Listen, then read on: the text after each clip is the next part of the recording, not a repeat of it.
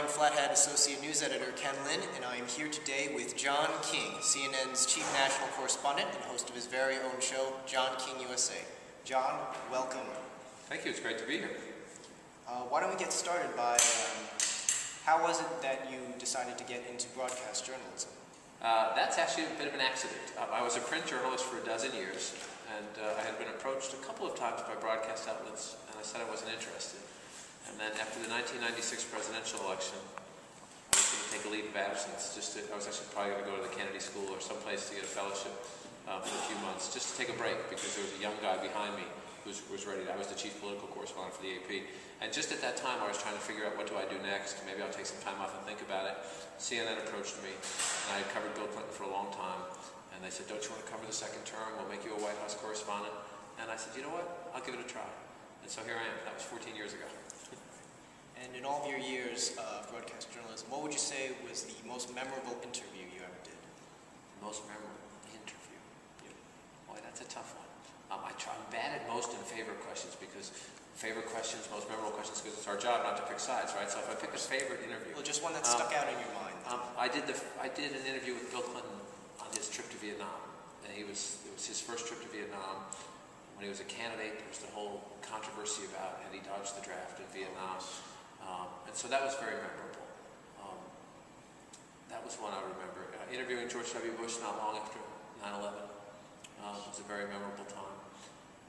I've been lucky to interview. I did a joint interview with Bill Clinton and Tony Blair in the UK, which was fascinating. But some of the best interviews you do are with everyday people who don't have big fancy titles, whether they're voters in the United States in a competitive election. After the tsunami in 2004, I was in Indonesia, the Banda Aceh area for a long time, and met some people who had just been through horrible circumstances. So those stick out. Those ones stay in your mind. Now, have you gotten the chance to walk around the campus so far? A little bit. I've been on the campus before, and I've taken a little bit of a walk today. We're going to do more. We got here we had to interview Chancellor Gates, and we were just outside a little bit. We're going to do the program outside, but I know it from past visits, and I'm eager to see even more of it. Just the history it's a beautiful. Yes. It's a nice, compact, beautiful campus, and it just speaks living history, and it's just in one of the most historic places in the country. So that's wonderful to be here. Yes, that is exactly what drew me to this institution. Now, a specific incident several weeks ago when you were moderating the South Carolina Republican presidential debate, and former Speaker of the House, Newt Gingrich, reacted rather negatively when you asked him about his personal dealings. Tell me, has an interviewee or just anyone you've ever been questioning, have they ever gone off on you that negatively? And if so, how do you just, as a journalist, how do you deal with that, having to ask difficult questions like that? I have had some combative exchanges in past interviews, both in my print and broadcast circumstances. Never anything quite on that level, never anything on live television around the United States, and I guess some of that was broadcast around the world. Look, it was a tough decision to ask a question like that because it involves a personal issue, an allegation from his ex-wife. We had a lot of meetings about it. We wrestled with it. We decided it was an appropriate question. I stand by that decision. I know some people disagree. We can have that debate respectfully. I was doing my job. He's a politician. He was doing his. I've covered politics for 25 years now. I was not surprised by his reaction. And so I asked my question. He gave his answer. I asked a follow-up. He gave his answer. And we moved on. There are some who thought maybe I should have more of a debate with him about his past history. Not my job, especially in that setting. It was a presidential debate. There were 3 other candidates up there. So I asked my question. He had what he had to say, and we moved on. If you do what I do for a living, you have to understand you're going to take your lumps. Sometimes you're going to get attacked. Some people watching will agree with you 100%. Some will disagree with you 100%, and a lot will be somewhere in the middle. That comes with the territory. It's something I've never quite gotten used to as a journalist. I've been doing this since high school. It takes time. All right, I'll move on to my final question. What is it that you enjoy most about your job? Learning. Learning. I get to ask a lot of questions, but the best part of my job is listening.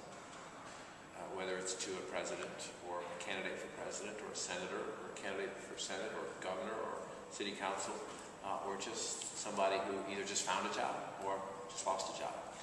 Somebody who just lost a child after the tsunami.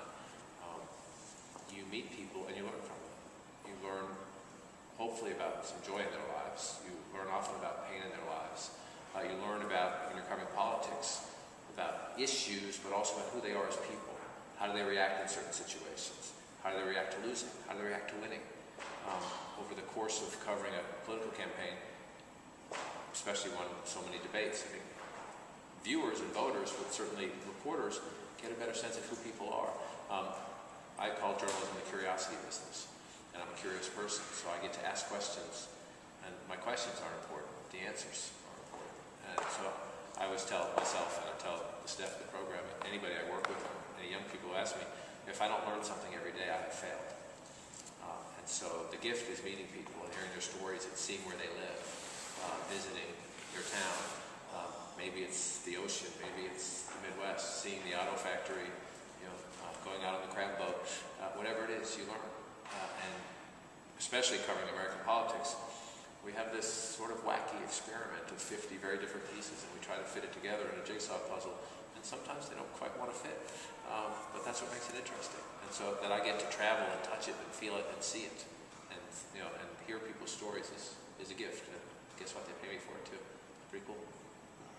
Well, thank you very much, John, for agreeing to do this interview with us. We all Pleasure. appreciate it. My pleasure. Thank you. Best of luck. And to you too, sir.